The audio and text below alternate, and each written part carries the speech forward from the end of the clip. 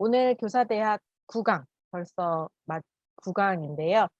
이단에 대한 이해와 대처라는 제목으로 우리 오늘은 탁질 교수님께서 함께 말씀을 나눠주십니다. 탁질 교수님께서는 지금 현재 현대종교 이사장 겸 편집장이시고 부산장신대학교 부산 경남교회 교회사 연구소장이시고 연세대학교 신학교원단 편집위원,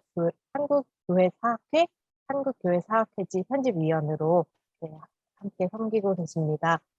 오늘 함께 이단들의 이해, 대처 이런 것들을 함께 들으시면서 혹시 궁금한 점이 있으시면 또 질문도 해주시고 함께 좋은 시간 되시기를 바랍니다. 그러면 이제 저희 박수로 소리는 들리지 않지만 박수로 함께 교수님을 초대하도록 하겠습니다. 함께 박수하고 네, 맞이하겠습니다. 안녕하세요. 탁재일 교수입니다. 제 소리 잘 들리십니까? 네, 잘 좋습니다. 들립니다. 네, 제가 그 화면을 공유하고 제 강의를 시작하도록 하겠습니다.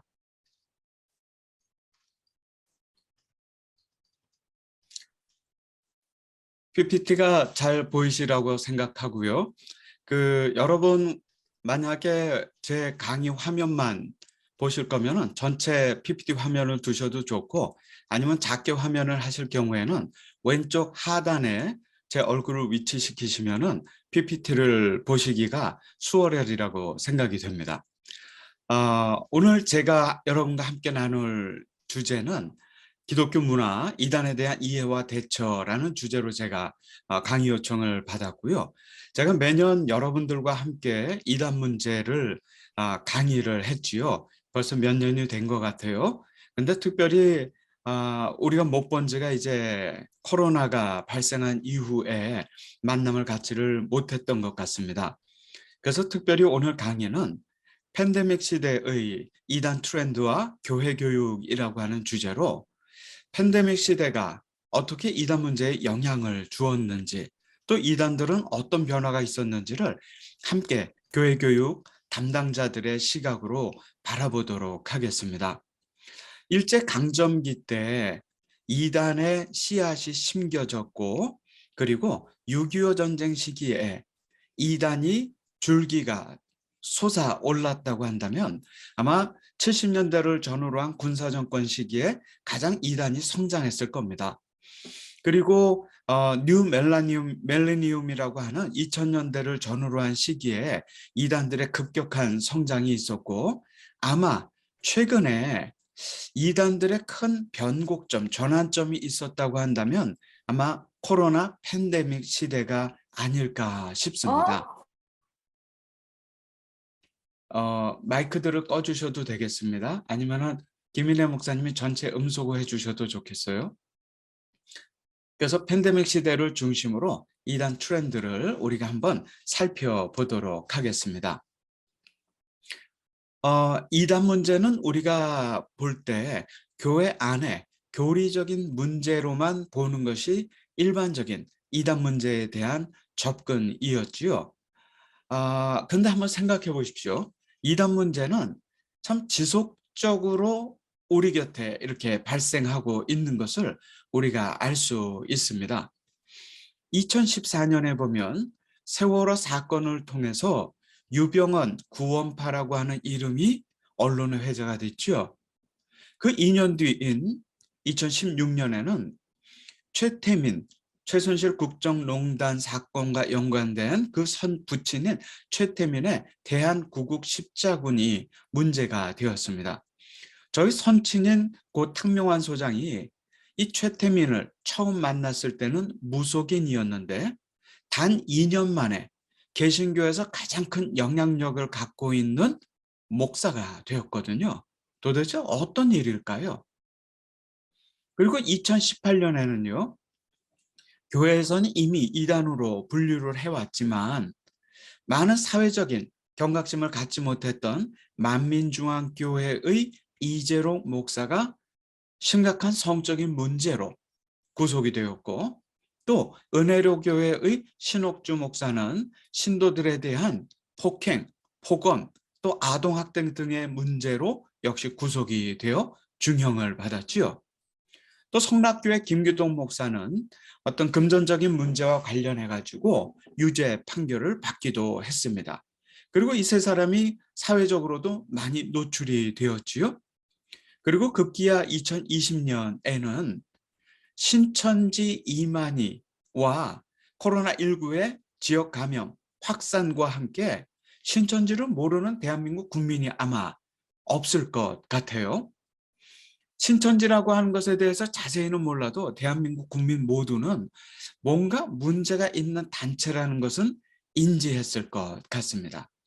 이처럼 근래에 일어났던 이러한 기독교가 이단으로 분류한 단체들의 이러한 동향을 보게 되면 이제 이단 문제는 단순한 교회 안의 교리적인 문제가 아니라 그것을 넘어서는 사회적인 문제, 즉 이단 문제는 한국 사회를 언제든지 심각한 위험에 빠뜨릴 수 있는 그런 문제라는 인식을 우리가 갖게 된 것이 최근의 큰 변화라고 생각을 합니다. 이제는 이단을 대처하는 것이 단순하게 교회를 지키는 것을 넘어서서 우리 나라, 우리 사회, 우리 가정을 지키는 그런 일이 되어 버렸지요. 우리가 이단 문제에 관심을 갖는 이유가 있습니다. 굉장히 중요한 이유이지요. 그 이유는 바로 우리 가정, 이 이단 문제로 피해를 겪고 있거나 피해를 겪을지도 모른다는 불안감 때문입니다. 여러분, 화면에 보이는 이분은요, 지금 거리에서 이런 시위를 하고 있는데 그 이유는 이분의 자녀가 부모와 남편을 고소까지 하고 아이들을 집에 놔두고 집을 가출했기 때문입니다. 신천지에 빠졌지요. 어떻게 이단 단체에 빠졌다고 가족을 버리고 이렇게 가출할 수 있었을까요? 그리고 이 어머니는 왜 이렇게 거리에 나가 있을까요? 이유가 있습니다. 만약에 이 어머니가 경찰에 딸이 집을 나갔다고 신고하게 되죠. 그럼 경찰이 딸을 경찰서로 부릅니다. 그리고 딸에게 물어보겠죠. 집으로 돌아오겠는지 아니면 신천지에 계속 있겠는지. 만약 성인인 딸이 신천지에 계속 있겠다고 답변하는 순간 모든 상황은 종료가 됩니다. 가족들은 오히려 경찰에 신고한 것을 계기로 해서 사랑하는 딸, 사랑하는 아내, 사랑하는 엄마에 대한 완전한 보호권을 상실하게 됩니다. 위법한 일이 일어나지 않는 한 어떤 이단 단체를 선택할 수도 있는 것이 우리가 헌법이 보장하는 종교 선택의 자유입니다.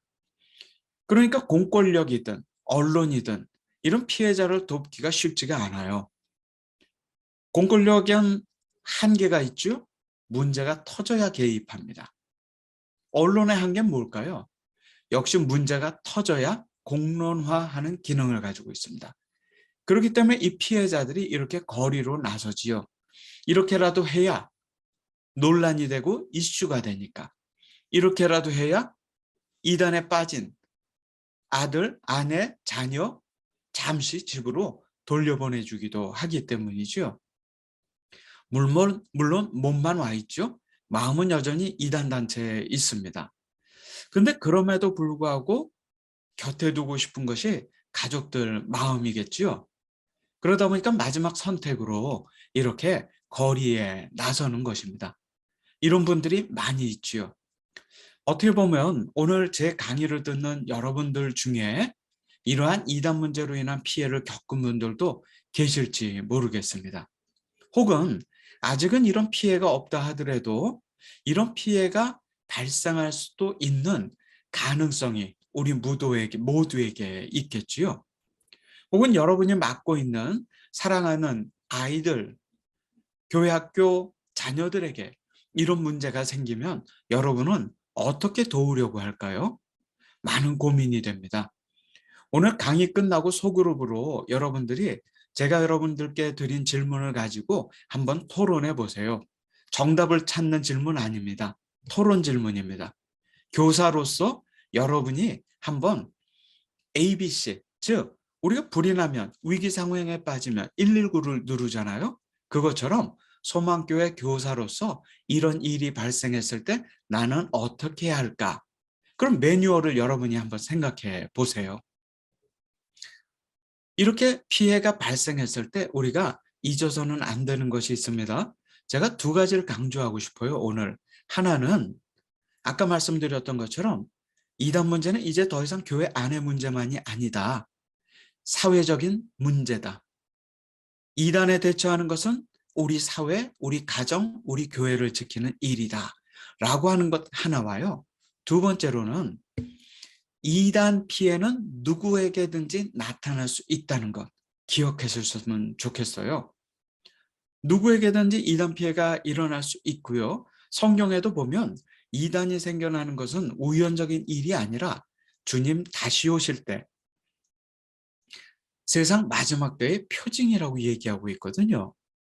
여러분 만약에 여러분이나 여러분 자녀들 혹은 여러분이 맡고 있는 아이들 가정에 이런 이단 문제가 생기면은요. 왜 이런 일이 나에게, 왜 이런 일이 우리 아이들에게 생기지? 그런 질문 하지 마세요.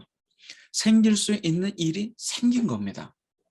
여러분이 교회에서 중재직이고 교회 학교 교사로 봉사하고 있다고 해서 여러분 가정에 이단 문제가 안 생길까요? 그렇지 않습니다. 생길 수도 있습니다. 그 대신 그런 문제가 생기면은 왜 이런 일이 나에게 일어나지 하고 고민하지 마시고요. 부끄러워하지 마시고요. 감추지 마시고요. 일어날 수 있는 일이 일어났다는 전제하에 목사님 상의하세요. 또 목사님을 통해서 전문가들과 연락해서 어떻게 대처할지를 고민하는 것이 올바른 신앙인, 올바른 교사의 자세입니다. 이 문제가 일어날 수 있지요. 그리고 이 문제는요, 해결할 수 있습니다. 쉽지는 않지만 해결되는 사례가 많이 있습니다. 희망을 버릴 필요는 없죠. 생각해 보세요.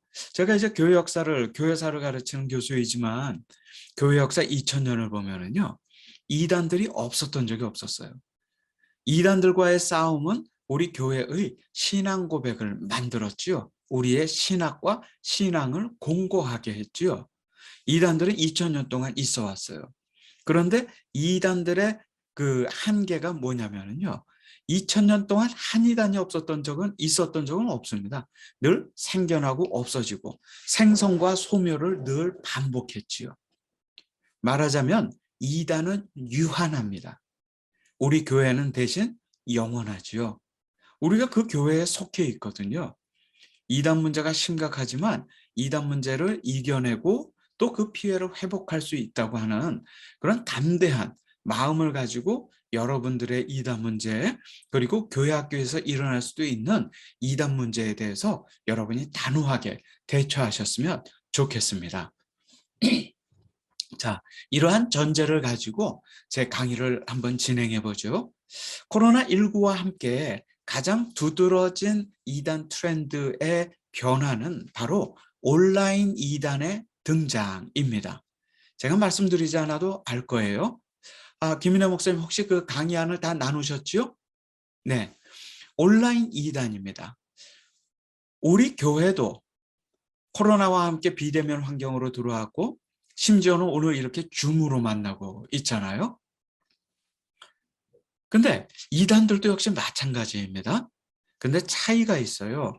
우리는 코로나와 함께 어쩔 수 없이 온라인 환경으로 들어왔지만 여러분이 지금 보고 계시는 이 모바일 앱들은 신천지가 사용하는 것들이거든요. 팟캐스트도 그렇고요. 그런데 이러한 신천지가 사용하는 모바일 앱이나 SNS나 혹은 팟캐스트가 팬데믹 시대에 만들어진 것이 아니라 이미 팬데믹 이전부터 사용하고 있었다는 게 문제입니다. 우리는 어쩔 수 없이 온라인 환경으로 들어왔지만 이단들은 이미 준비가 돼 있고 그들의 세상으로 들어온지도 모르겠어요. 여러분들 아이들을 지도하니까 아시죠? 아이들이 요즘 유튜브, 인스타그램 폭 빠져 있습니다. 근데요, 인스타그램이나 유튜브들 중에 이단이 만든 것을 보면은 고화질, 고음질입니다. 여러분 아시죠? 한번 올라간 귀와 눈은 절대 안 내려옵니다. 우리 교회가 다소 허접한 컨텐츠로 아이들과 접촉할 때 이단들이 완성도 높은 고음질, 고화질의 온라인 컨텐츠를 가지고 아이들에게 접근한다면 아이들의 선택은 어떤 것일까요? 사실 조심스럽습니다. 전파되는 것이 그리스도라고 한다면 우리가 어떻게 복음을 전파할지 정말 고심해야 될 시기가 바로 이 코로나 시대인 것을 보게 됩니다. 이렇게 준비된 온라인 환경을 가지고 신천지는 코로나19 초기에는 물론 굉장히 부정적인 이미지가 사회적으로 확산되었지만 그 이후에는요, 아주 온라인 환경을 제대로 구축을 했습니다. 오른쪽에 보이는 파란 책자가 신천지가 최근 발간한 홍보 책자입니다. 이 책자에 보면요, 신천지가 이제는 대면 모임보다는 비대면으로 포교합니다. 비대면으로 교육합니다. 비대면으로 그들의 교리를 가르칩니다. 이 책의 내용 중에 한 부분을 제가 이렇게 캡처를 했는데 그 맨 밑에 줄에 보면 이렇게 써 있죠.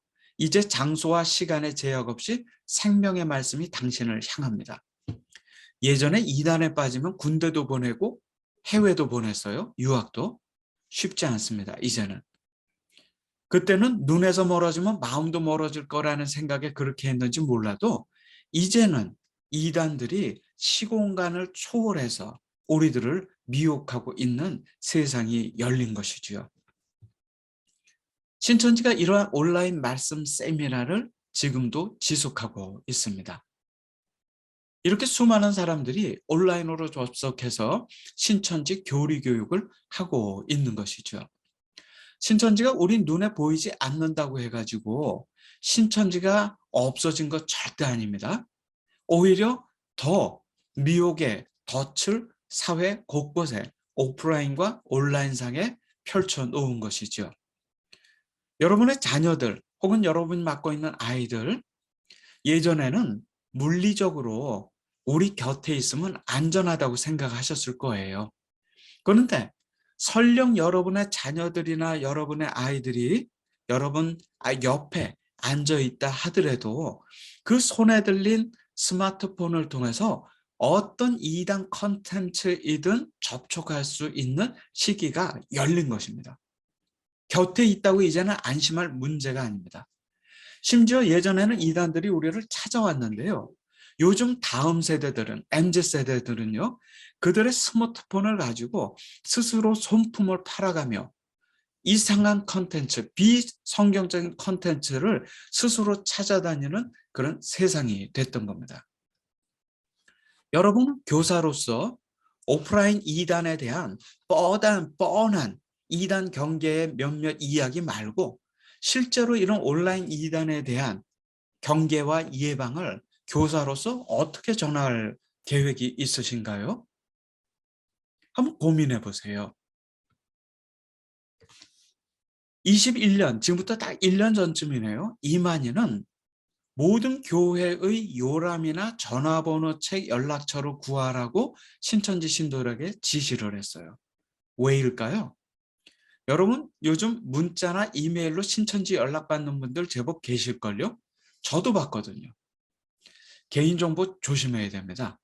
아이들에게도요, 길에서 만나던 아니면 SNS 상에서 만나던 개인정보에 대한 주의 꼭 요청하셔야 됩니다. 이단들이 이렇게 접근을 하고 있지요.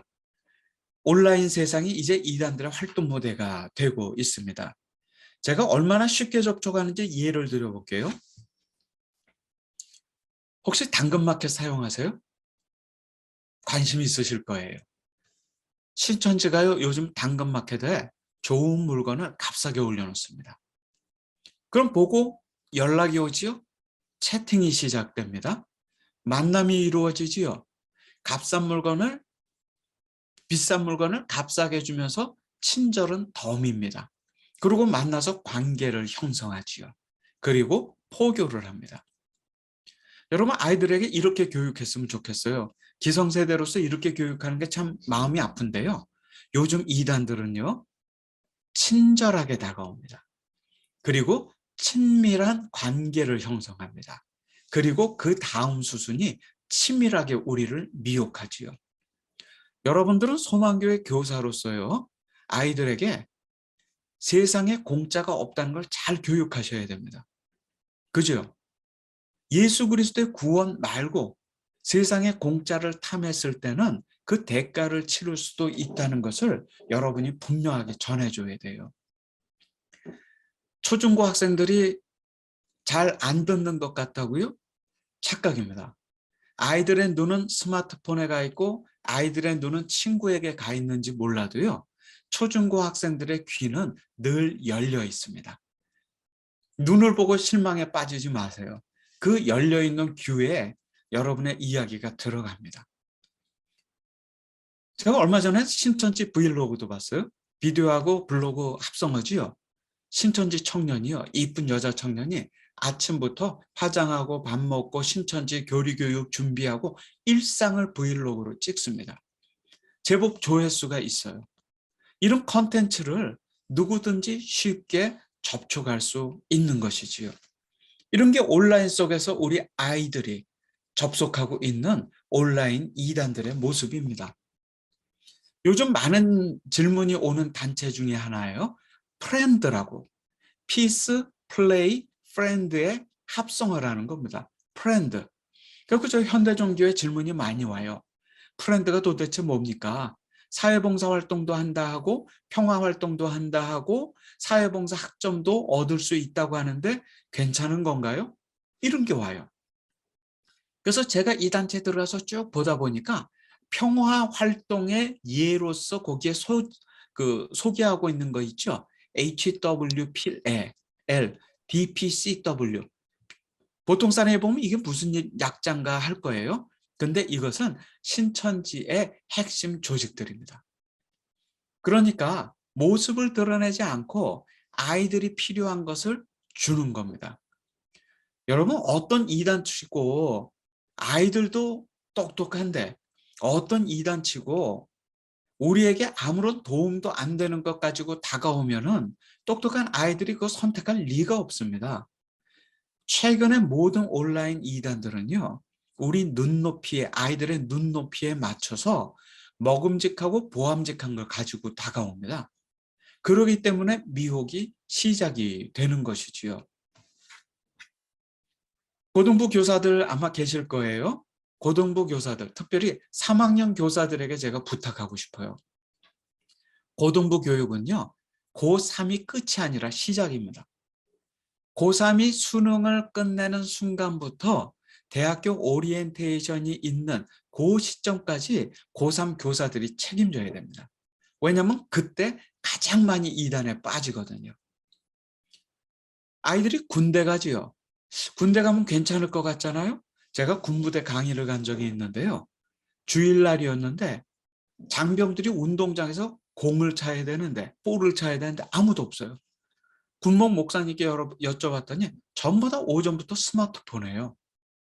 심지어는 부대 안에 있는 신천지 신도들이 서로 연락을 주고받으면서 소위 모략, 포교를 조직해가지고 장병들을 미혹하고 있어요. 이런 상황입니다. 우리 고3 교사들이요. 아이들이 수능 시점부터 오리엔테이션까지 그리고 그 남학생들이 군 입대를 하면 더더욱이 신경을 많이 써야 됩니다. 아주 이단 문제의 사각지대가 되어버렸지요. 이처럼 코로나 팬데믹과 함께 이단들의 온라인 트렌드가 우리들 눈에 띕니다. 그리고 두 번째로 제가 제시한 키워드가 벤치마킹입니다.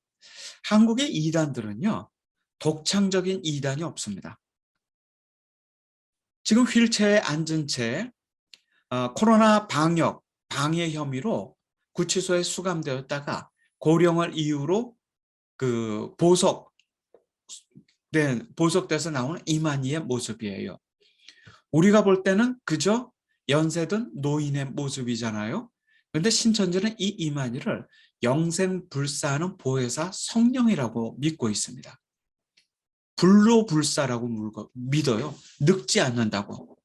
신천지 신도들은 아마 이만희 머리가 이렇게 하얗게 변한 것 가지고 놀란 신도들도 있을 거예요. 늘 염색을 하고 나타나셨거든요. 신천지는 이 남성 이만희를 불로불사, 영생불사하는 그런 인물이라고 믿고 있지요. 여러분들 보시기엔 어떠세요? 참 이상하죠? 우리한테는 그저 평범한 한 노년의 사람인데 누군가에게는 영생불사, 불로불사하는 보혜사 성령으로 믿고 있으니까요. 어떻게 사람을 신격화할 수 있냐고 우리가 비판하면요. 자기들은 신격화한 적이 없다고 주장해요. 그런데 신천지 신도들이 부르는 노래거든요. 한번 보세요. 요한계시록에 나오는 이긴 자, 즉 재림주와 같은 이긴 자가 이만희이고 그 이만희가 주요 그리스도시요 살아계신 하나님의 아들이라고 주장을 하는 거예요. 과연 사람에게 이러한 표현이 쓰여질 수 있을까요? 신천지는 사람을 신격화하는 이단입니다. 근데 더 놀라운 사실은요. 이러한 신격화가 그들의 독창적인 발명품이 아니라는 거예요. 한국의 모든 이단들은요. 보면은 전부 다 무차별적으로 남의 것을 벤치마킹하고 표절한 그런 교주들이지요. 우리는 신천지가 최근에 문제를 일으키는 아주 새로운 신종 이단이라고 생각해요. 신천지 신도들은 그들의 지도자인 이만희가 듣도 보지도 못했던 유일한 말씀을 가져다 준 대연자, 보혜사 성령이라고 믿어요. 그런데요, 이단의 역사를 조금만 알면은요, 그게 얼마나 허구인지를 알 수 있어요. 이 이만희라는 신천지 교주는 한국 이단의 뿌리인 박태선의 전도관에서 1957년부터 한 10년 정도 그 교리를 배웁니다. 벤치마킹하지요. 이만희의 교리는 거의 박태선의 교리와 아주 대동소이합니다. 그리고 이만희 교주는 1967년부터 박태선의 제자인 장막성전의 유재열로부터 또 배웁니다. 그래서 신천지의 조직을 보면요. 유재열의 장막성전의 조직과 똑같습니다. 신천지 신도들은 마치 운물 안에 있는 개구리와 같아요. 그들이 보는 하늘은 동그랗고 작을지 몰라도 우리가 이렇게 보면은 이단들은요. 그저 누구의 것을 벤치마킹해다가 자신의 것으로 만든 이단들이 대부분이지요. 이렇게 비성경적인 이단 교리도 벤치마킹했지만 왼편에 있는 계시록의 진상이라는 책은 신천지의 가장 중요한 교리서이거든요. 이 교리서에 보면은 맨 뒤쪽에 정체불명의 한자들이 쭉 적힌 페이지가 2페이지가 나와요. 그 내용은 바로 옆에 보이는 남사고 비결이라고 하는 책, 조선 중기에 남사고라는 인물이 예언서를 썼다 해서 이 책을 남사고 비결이라 하는데 남사고라는 인물의 호가 격암이기 때문에 격암 유로기로도 알려진 책인데요. 학자들이 보기에 이 책의 문체나 여러 가지를 봤을 때 가짜, 위서라고 판별한 책이기도 합니다. 그런데 이 책을 들여다보고 깜짝 놀랐어요. 왜냐하면 신천지가 주장하는 뭐 영생불사, 불로불사 혹은 신천지라는 단어 모든 게 이 책에서 가져다 쓴 겁니다. 제가 드리고 싶은 말씀은요.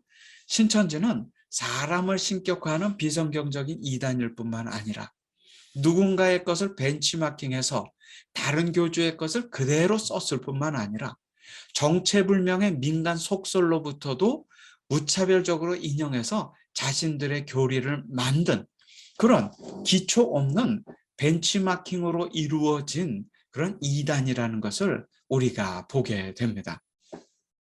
그런 이단들이 신천지를 비롯한 대부분의 이단들이지요. 그 이단들이 자신들에게 맞게 업그레이드를 하는 겁니다, 교리를. 요즘에 우리 교사분들이 아주 이상한 단체들에 대한 질문을 많이 받으실 수 있어요. 예전에는 많이 알려진 조직도 크고 뭐 이런 단체들에 대한 질문이 많았는데 요즘은 제가 받는 질문들도요. 어디 듣도 보도 못한 단체들에 대한 질문이 많아요. 뭐 규모도 굉장히 소수로 이루어져 있고 온라인을 중심으로 활동하기도 하고 만약에 우리 교사 여러분들이 그러한 질문을 받게 되면은요, 목사님께 이런 단체에 대해서 여쭤보기도 하지만 혹이 인터넷을 검색해도 목사님께 여쭤봐도 알 수 없을 경우에는 제가 드리는 요 5가지 기준으로 한번 적용해 보세요. 제가 이단 연구를 하는 제 방법론이기도 하고요. 제가 만든 것은 아니고 그 산타바바라라고 하는 미국 캘리포니아의 산타바바라라고 하는 곳에 있는 캘리포니아 대학교 UCSB라고 하는 종교학이 유명한 대학이 있는데요.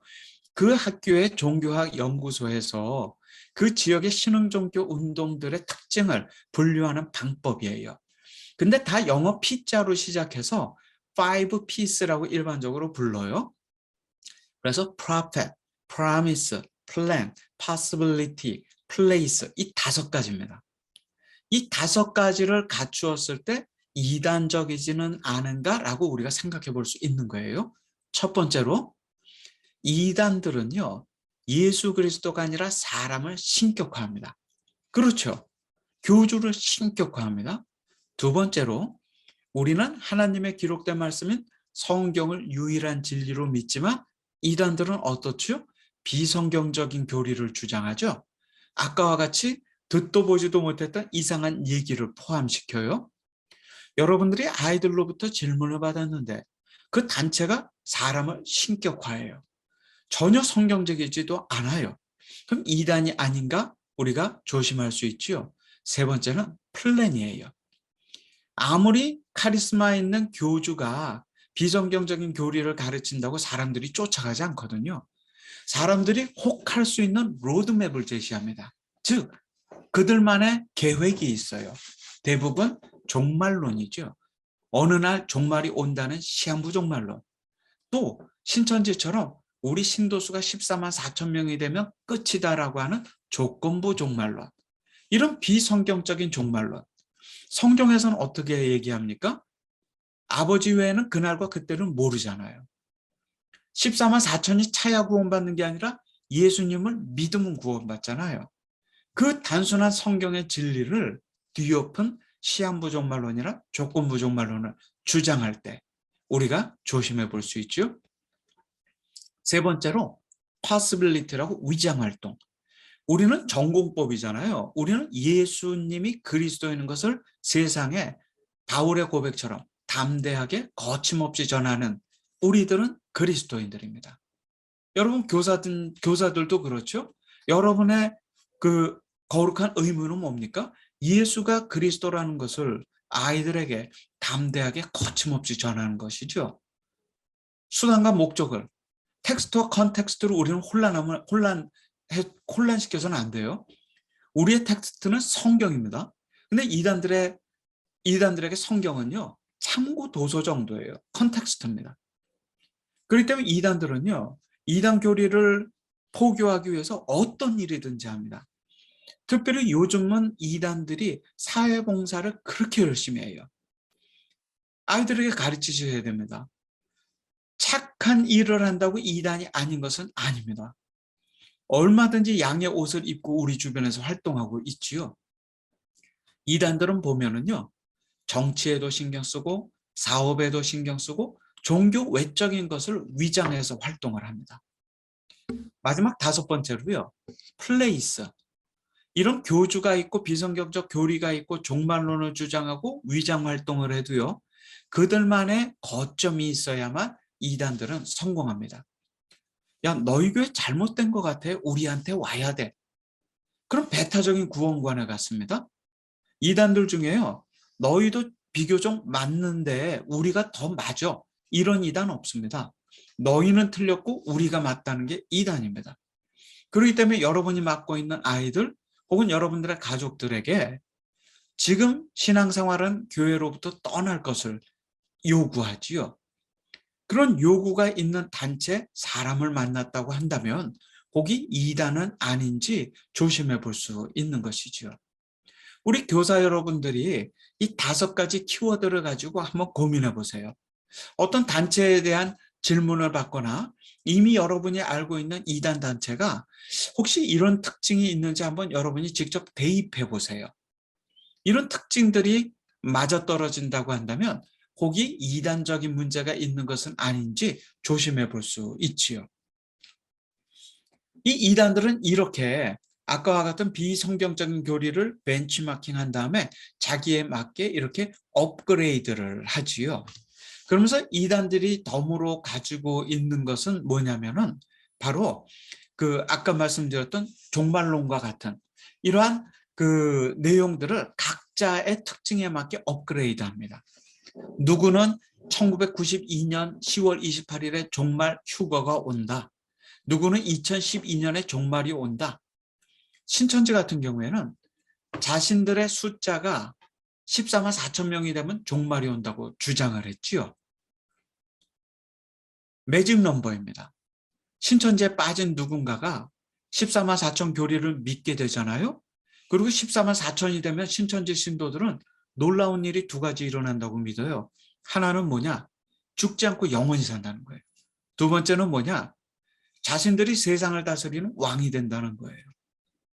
여러분이 듣기에는 굉장히 황당하지요. 근데 누군가가 그것을 믿게 되잖아요. 그 순간 삶의 우선순위가 바뀝니다. 학업, 직업, 가족이 아니라 오로지 수단, 방법, 거짓말을 불사해서라도 14만 4천 명을 채우는 것이 유일한 목표가 되게 되죠. 근데 문제가 있습니다. 신천지는 이렇게 전국을 12조직으로 나눠놨어요. 그리고 이걸 지파라고 불러요. 한 지파당 12,000명씩 포교를 하면 12지파 곱하기 12,000명, 즉 14만 4천 명을 채운다는 게 그들의 단순 그 수식입니다. 예를 들어서 경상북도는 다대우 지파죠. 신천지 그 코로나 감염 확산이 초기에 이루어진 게 이 다대우 지파의 본부교회죠. 대구에 있는. 여러분이 고향, 여러분이 알고 있는 지역에 이렇게 이단들이 그 신천지가 확산되어서 활동을 하고 있는 거예요. 근데 더 안타까운 사실은요. 2020년 코로나 확산과 함께 신천지가 질병관리본부에 보고한 숫자를 보면 31만입니다. 신천지 신도가. 14만 4천을 훨씬 넘어섰죠. 실제로 신천지 신도들은 2015년에 이미 14만 4천 명이 넘어섰어요. 그런데도 불구하고 신천지는 신천지에게 아무 일도 일어나지 않고 있지요. 이 불편한 진실을 도대체 어떻게 설명해야 될까요? 여러분, 상식적으로 생각해 보세요. 지금 14만 4천 명의 신천지 신도들 제외하고 나머지 한 15만 명 정도는 도대체 어떻게 되는 걸까요? 만약에 내가 14만 4천에 속하지 않았다고 한다면 신천지에 남아있을 이유가 없잖아요. 근데 이 사람들이 왜 남아있죠? 이유가 있죠. 신천지는 누가 14만 4천에 속했는지 절대 안 가르쳐 줍니다. 사람들은 14만 4천에 속하기 위해서 더 금전적인 착취를 당하고 더 물질적인 착취와 함께 노동력의 착취도 당하지요. 무한경쟁, 희망고문이 이 안에서 이루어지는 겁니다. 참 안타까운 것은 교주가 죽어도 시한부 종말론, 조건부 종말론이 실패해도요. 사람들이 그 안으로부터 나오려고 하지 않는다는 거예요. 우리 교사 여러분들 한번 생각해 보세요. 만약에 내가 어떤 사람을 신으로 믿고 5년, 10년, 20년을 따라다녔어요. 근데 그 교주가 죽었습니다. 그러면 내 선택이 틀렸네 하고 빠져나올 것 같지요. 그런 일 쉽게 안 벌어집니다. 왜 그런지 아세요? 내가 그런 잘못된 단체를 선택할 때 내 사랑하는 가족과 내 지인들이 반대했어요. 너 거기 가지 말라고. 근데 내가 거기에 갔어요. 근데 내 선택이 틀린 거예요. 교주가 죽었어요. 시한부종말론이 실패했어요. 자, 여러분들 생각에는 내 선택이 틀렸어 라고 가족에게 돌아오는 게 쉬울까요? 아니면 그것이 창피해서 교주의 죽음을 미화하고 신격화하고 또 다른 종말을 기다리면서 이단에 남아있는 것을 선택할까요? 의외로 후자의 선택이 많다는 것입니다. 우리가 인지부조화라고 하죠. 내가 기대했던 것과 벌어진 일이 충돌했을 때 내 스스로를 지키기 위한 인지부조화 상황에 일어나게 되지요. 종교적으로도 그래서 교주가 사망하거나 시한부종말론이 실패했다 하더라도 물론 이단 문제의 해결에 변곡점이 될 수는 있을지 몰라도 그것이 끝이 아닙니다. 오히려 새로운 시작일 수도 있어요. 그때부터 치유와 회복이 더 필요한지도 모르겠지요. 이단 문제가 아까 제가 강의 시작하면서 누구한테든지 생길 수 있다고 했지요. 꼭 기억하십시오. 이단에 빠지는 분들 중에 보면은요, 중재직들이 많고 성경에 관심 있는 분들도 많이 빠지잖아요. 근데 교회 역사를 전공하는 저한테는 낯선 모습은 아니에요. 미국의 대표적인 이단들이 있습니다. 몰몬교, 여호와의 증인, 안식교. 이런 이단들이 생겨난 시기는요, 미국의 제2차 각성운동이라고 하는 대부흥운동이 일어났을 때예요. 한국의 이단의 뿌리가 언제 내려진지 아십니까? 1907년 대부흥운동이 일어났던 그 시기, 바로 그 평안도 지역에서 생겨납니다. 한국 초기 이단들의 고향은 다 평안도 사람들이에요. 여러분 조심하셔야 돼요. 신앙의 연륜, 성경에 대한 지식, 이단에 빠지고 안 빠지고와 무관합니다. 나에게 은혜가 깊을수록 더 겸손해져야죠. 이단에 대한 경각심은 더 깊어져야 됩니다.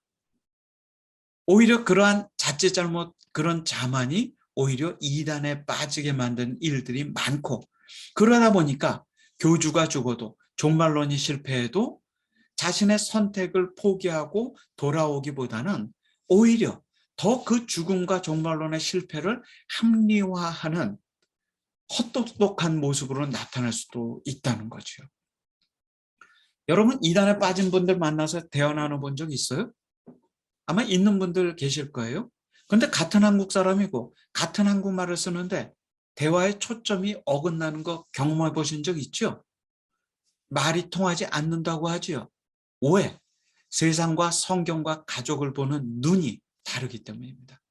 이단의 교리를 통해서 이러한 안경을 새로 썼기 때문에 그 안경을 통해서 바라보는 세상이 달라질 수밖에 없어요. 이단에서 탈퇴해서 나오는 순간 또 다른 회복의 시기가 되는 것이지요. 그 이단들의 그 미혹은요, 참 우리 그 가스라이팅이라고 하죠. 제가 이제 조금 얼마 후에 가스라이팅 2단이라는 책을 하나 새로 출판을 하는데요. 여러분 2020년에 네이버에서 가장 많이 검색된 단어가 뭔지 아세요? 팬데믹입니다. 2021년에는 뭔지 아세요? 가스라이팅입니다. 의외죠. 왜 가스라이팅이었을까? 그만큼 가스라이팅을 통한 금전적인 착취, 성적인 범죄, 남에 대한 이런 게 너무 많이 일어나고 있는 것을 볼 수 있어요. 이 팬데믹 기간 동안. 누군가로 하여금 진실을 거짓으로, 거짓을 진실로 믿게 만듭니다. 누군가는 나에게 친절한 모습으로 다가왔는데 그 사람이 나한테 해주는 이야기는요, 가스라이팅일 경우가 많아요. 나를 위한다고, 나를 염려해서 한다고 하는 얘기인데 그 이야기를 들으면 누군가를 내가 미워하게 돼. 뭔가를 의심하게 돼. 혹시 우리 신앙의 이름으로 이런 가스라이팅하고 있는 건 아닌지 모르겠어요. 많은 사회적인 변화가 있는 이단들이 가스라이팅에 아주 능숙합니다. 거짓말이지요. 신천지의 특징, 이단들의 특징 중 하나가 이 거짓말입니다. 신천지는 그걸 모략이라고 하는데요. 이 모략을 써서 이기라고 했다고 성경에서 거짓말을 합리화합니다. 우리는 사랑하는 누군가가 거짓말을 하면 그게 거짓말인 줄 금방 알아채는데요. 신천지의 거짓말은 알아채기가 쉽지 않아요. 왜? 종교적으로 합리화되어져 있기 때문에 죄책감을 느끼지 않습니다. 어떻게 보면 도덕적인 불감증을 가지고 있어요. 그렇게 다가오게 되면 그 거짓말을 우리가 알아채기가 쉽지 않아요. 예를 들어볼까요? 서울대학교 심리학과에서 이런 공지를 냈어요. 요즘 서울대학과 심리학과 명의로 단기 아르바이트를 모집한다는 이러한 게시물이 곳곳에 돌아다니는데 우리는 이걸 만든 적이 없습니다. 알아보니까 신천지라는 단체에서 만든 가짜 포스터입니다라는 내용이에요. 여러분 어때요? 상상을 초월하는 일들이 벌어지는 겁니다. 이런 걸 통해서 일단은 만남을 시작하고자 하는 게 신천지의 목적이에요. 그렇게 만나서 미혹을 시작하는 것이지요. 이런 것들이 온라인, 오프라인 상으로 열려져 있다는 것, 우리 교사분들 꼭 기억하셔야 돼요. 우리 아이들이 이런 거짓에 노출되어져 있다는 것이지요. 이단 문제는 다시 한번 강조합니다. 누구든지 빠질 수 있어요. 누구든지 미혹할 수 있는 기술을 이단들은 가지고 있어요. 이분은 스티븐 핫산이라는 분인데 미국의 대표적인 이단 연구가입니다. 이단 문제가 생기면 CNN 같은 데서 가장 먼저 인터뷰하는 분이에요. 통일교인이었습니다. 자기가 통일교를 탈출하고 난 뒤에 자신의 경험을 되살려서 이단들의 미혹의 기술을 4가지로 정리해 봤어요. 이분은 이것을 바이트 모델이라고 합니다. 약자입니다. BITE. 처음에는 behavior control. 이단과 접촉하게 되지요. 행동, 습관이 통제됩니다. 우리 언제 만나자, 언제 교리 공부하자, 심지어는 무슨 옷을 입자, 이러한 치밀한 통제, 행동에 대한 습관에 대한 통제가 진행이 됩니다. 두 번째로 인포메이션 컨트롤입니다. 인터넷이나 신문이나 평범하게 얻어지는 지식들은 차단시킵니다. 왜냐하면 그것은 선악과라고 선전하면서 선악과를 먹으면 죽는다는 겁니다. 오로지 이단이 주는 정보만 받도록 합니다. 세 번째로 thought control입니다. 우리는 이단들이요, 성경의 조각 지식을 가르치는 게 아닙니다. 성경을 보는 눈을 가르쳐 주죠. 신천지가 거짓말하는 이유는 그 거짓말을 통해서 만남만 이루어지면은 교리 교육을 통해서 신천지 신도를 만들 수 있다는 자신감 때문입니다. 네 번째가 그들의 기술의 최고점이죠. 이모셔널 컨트롤. 이단에 빠져서 행동과 정보와 사고가 통제되게 되면은 사랑하는 가족, 사랑하는 지인들과의 관계가 점점 소원해져요. 그러다 보니까 감정적으로 이단 단체 사람에게 의존하게 만듭니다. 여러분, 맨날 진짜 그런 것 같아. 문제가 일어나는 가족과 가기만 하면 따뜻하게 감싸주는 이단이 있다고 한다면 여러분들은 어떤 단체를 선택하겠어요? 따뜻하게 감싸주는 이단. 고마워요. 우리 김윤주 선생님. 맞아요. 그러니까 이 바이트라고 하는 이 4가지 컨트롤을 하는 미혹의 기술을 이단들이 가지고 있다는 겁니다. 여러분 기억하셔야 돼요. 아이들이 단순하게 미혹되는 거 아닙니다. 이러한 기술을 갖고 있는 이단들이 거짓말로 무장한 채 다가온다는 거죠. 우리 교회가 속수무책으로 당했지요. 그래도 다행스러운 것은요, 최근에 좋은 어떤 판결이 있었어요. 2020년 1월 달에 코로나 이전에 신천지에 빠진 청년이 신천지를 고소했어요. 거짓말로 나에게 접근해갖고 내가 신천지에 빠져서 내 인생을 손해봤다. 그랬는데 법원이 좋은 판결을 내렸어요. 그 판결은 뭐냐면은 자신의 정체를 감추고 접근해서 친절하게 다가와서 뭔가 신천지를 포교하게 하는 것은 종교 선택의 자유를 침해한 것이다라는 판결이 나왔죠. 그리고 얼마 전에 지지난달에 항소심이 있었는데 그 항소심을 통해서도요, 그 판결이 다시 한번 확인됐어요.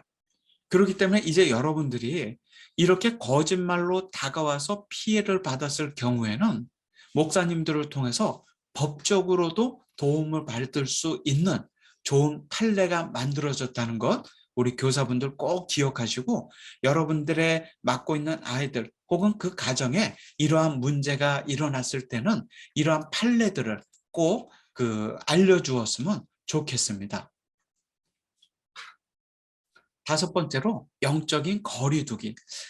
여러분들이 아이들에게 교육에서 이단을 대처하는 것보다도 일단은 영적인 거리두기를 좀 교육하셨으면 좋겠어요. 성경에도 보면 이단에 속한 사람은 한두 번 훈계하고 좀 멀리하라고 가르쳤잖아요. 제가 대학 캠퍼스를 예로 들어볼게요. 캠퍼스는 모든 이단이 활동할 수 있는 이단 포교 자유지역입니다. 또 함께 공부하고 함께 밥 먹고 함께 활동하다 보니까 거리두기에 한계가 있어요. 게다가 수능 때부터 대학 오리엔테이션까지 새내기는 집중 타겟이에요. 혼자 밥 먹지, 혼자 다니지, 혼자 캠퍼스에 앉아있지. 새내기는 고유혐군입니다. 우리 고3 교사님들은 정말 관심 가지세요. 그리고 캠퍼스에 있는 이단들은요, 성적을 올리고 스펙을 올리는 친절한 접근을 합니다. 게다가 휴학과 군입대를 하게 되면요, 휴학의 불안감, 군입대의 고립감을 이용해 가지고 온라인 SNS를 통해서 집요하게 포교합니다. 그리고 설령 이단에서 빠져나와서 회복됐다 하더라도 이단에 속한 친구들, 선후배들을 지속적으로 만나기 때문에 재감염의 우려도 커요. 여러분의 자녀들 혹은 학생들이 초중고 학교에 있을 때에도 이러한 유사한 환경에 처하게 되지요. 그렇기 때문에 우리 교사분들이 이 이단은 이렇고 저 이단은 저렇고 이단에서 대해서 교육하는 것에 대해서는 신경 쓰기보다 여러분은 하나님의 말씀을 전하는데 주력하세요. 대신 오늘 제가 말씀드린 그런 특징들을 기억하고 계시다가 이런저러한 특징들이나 이렇게 접근하고 저렇게 접근하는 단체들은 조심하자. 우리가 마스크 쓰고 거리두기 하듯이 거리두기 좀 해야 된다고 하는 그러한 교육들이 오히려 필요하리라고 생각이 듭니다. 그리고 여러분에게 문제가 생겼을 때에는요, 고민하지 말고 우리 목사님, 그리고 또 전문가들에게 도움을 받으세요.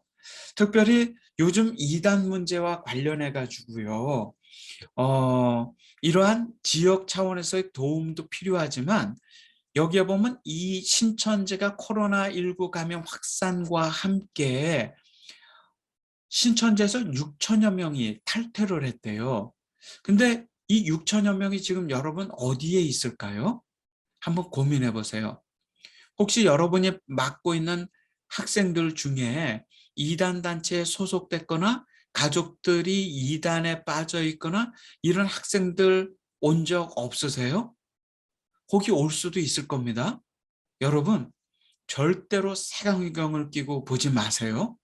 역시 하나님의 귀한 자녀들입니다. 교회가 이단 문제로 인한 피해를 감싸지 못하면 어디서든 피해로 회복할 수가 없어요. 우리가 이런 교육을 하는 이유는 이단을 정죄하기 위해서 교사 교육하는 거 아닙니다. 이단으로부터의 피해를 예방하고 이미 피해가 일어난 사람과 가정을 회복하기 위해서 우리가 이런 교육을 하는 겁니다. 신천지 아웃, 이단 아웃, 이것이 우리의 의무가 아니라 이단에서 빠져나온 사람이 있다면 그 회복을 돕는 것도 교회의 중요한 의무라는 것 잊지 말으셨으면 좋겠어요. 우리 교회 문 앞에 신천지 아웃이라고 쓰여 있다면 그 옆에다가는 신천지 혹은 이단에서 빠져나오셨습니까? 우리가 여러분을 돕고 싶습니다. 우리 목사님을 만나주세요. 이렇게 하는 게 우리의 모습은 돼야 되지 않을까?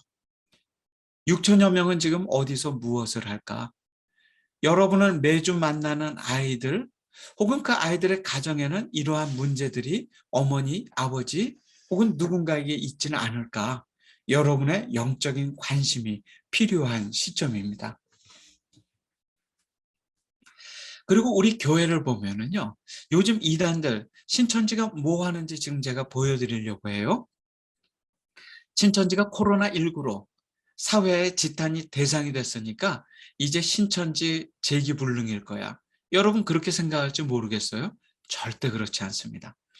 신천지가 아까 보여드렸던 것처럼 온라인상으로 우리보다 더 활발하게 움직이고 있어요. 고화질, 고음질의 완성도 높은 컨텐츠를 가지고 포교하고 교육하고 관리하고 있어요. 심지어는 카톡을 통해서 1대1 실시간 상담까지 해요.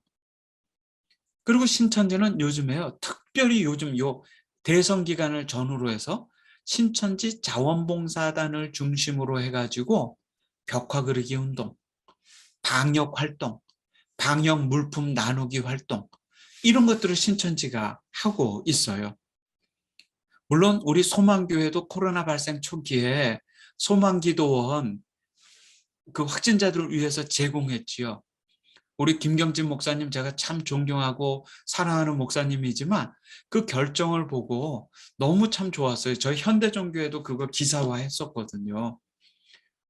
교회가 자신의 역할을 못 해낼 때 이단들이 오히려 양의 옷을 입고 마치 자신들이 정통인 양 활동하는 그런 세상이 됐거든요. 교회가 다시 세상의 소망이 되지 못하면 이단에 대처할 수 있는 영적인 에너지를 우리가 갖기 힘들지요. 우리가 코로나로 인해서 참 힘든 세상을 보냈습니다. 근데 돌아보면은요, 교회사적으로 그 낯선 세상은 아니에요. 우리나라에 처음 기독교 복음이 들어올 때요, 코로나가 아니라 콜레라가 창궐했던 시점입니다. 그 시기에는 콜레라가 정기적으로 우리나라에 찾아왔어요. 1821년에도 큰 코로나가 확산돼 가지고 수많은 사람이 죽었습니다. 그리고 1895년에도 새롭게 코로나가 발생했는데요. 여러분 혹시 그거 아세요? 1895년에 코로나가 전국적으로 발병했을 때 그 당시 콜레라 전염병 방역 책임자, 오늘날로 말하자면 정은경 청장 같은 분, 이제 사임했다 하셨죠? 정은경 청장님과 같은 역할을 했던 분이 바로 이 올리버 에이비슨이라는 선교사님입니다. 이 선교사님은 제중원, 지금으로 말하자면 이제 세브란스 병원이에요. 조선기독교학교, 지금으로 말하자면 연세대학교예요. 그 교장을 맡았던, 원장을 맡았던 분이에요. 이분이 콜레라 방역 책임자였거든요. 이분이 콜레라 방역 책임을 맡고 나서 그 전국적으로 이분이 그 보낸 공문의 내용이 여기 쓰여져 있어요. 제가 한번 읽어볼까요? 콜레라는 세균에 의해 발병됩니다. 균이 우리 몸에 들어오면 수가 급격히 증가해 병을 일으킵니다. 병에 걸리지 않으려면 음식을 반드시 끓이고 그 음식이 감염되기 전 먹기만 하면 됩니다. 갓 끓인 숭늉을 마셔야 합니다. 찬물을 마실 때도 끓여서 깨끗한 병에 넣어둬야 합니다. 식사 전 반드시 손과 입안을 깨끗이 씻으십시오. 이를 준수하시면 콜레라에 걸리지 않습니다. 여러분 어때요? 어디서 많이 보던 것 같죠? 오늘 우리가 하고 있는 손 씻기를 통해서 콜레라 전염병의 사망자를 급격히 줄였던 분이 바로 우리 기독교 선교사예요.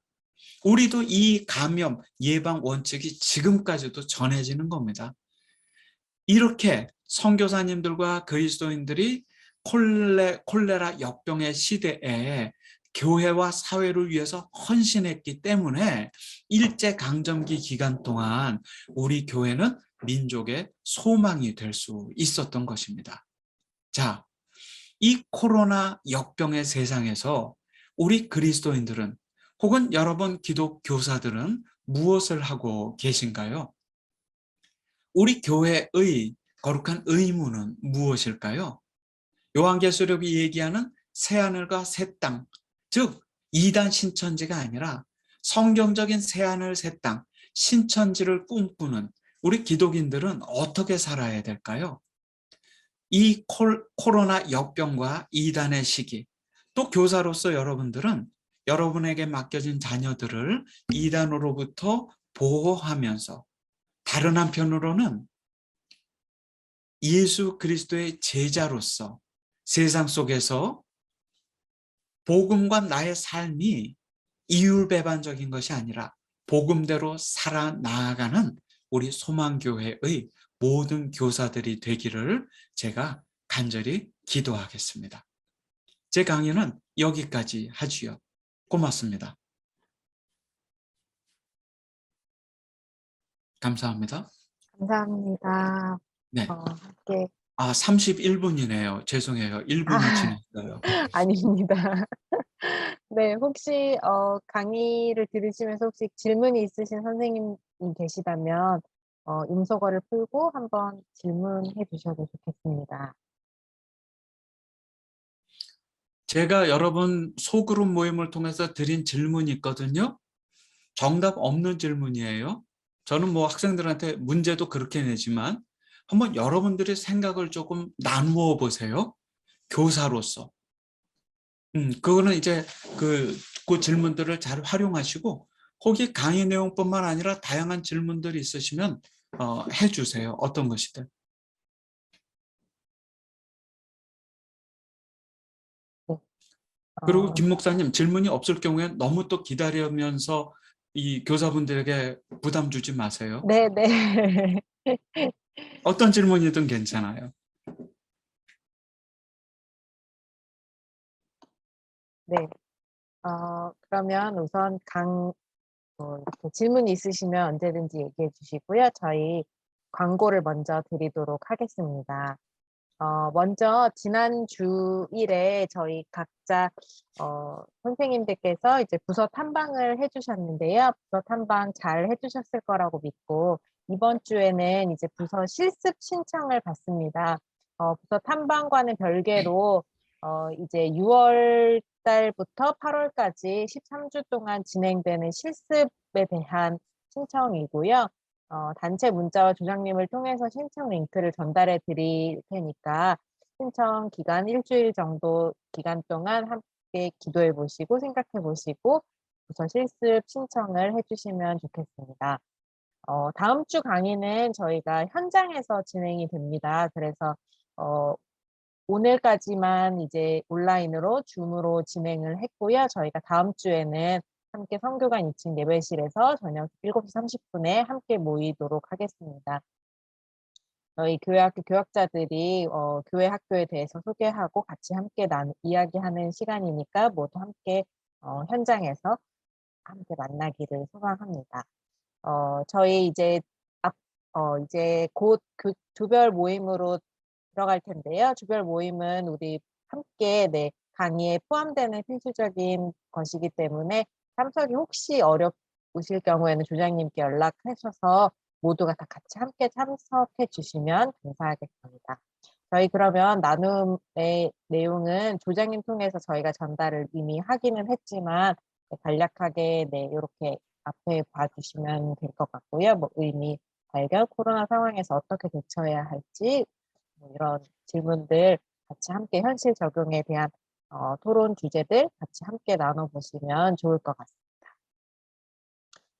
네, 혹시 이제 다른 질문이 없으시면 이제 조별 모임 시간입니다. 이제 함께 조별로 소그룹에 들어가 주시면 되고요. 개인적으로 소그룹에 참여 가능하신 선생님들께서는 조로 이동해 주시면 되겠습니다. 네, 그러면 다 같이 소그룹으로 나눠지도록 하겠습니다.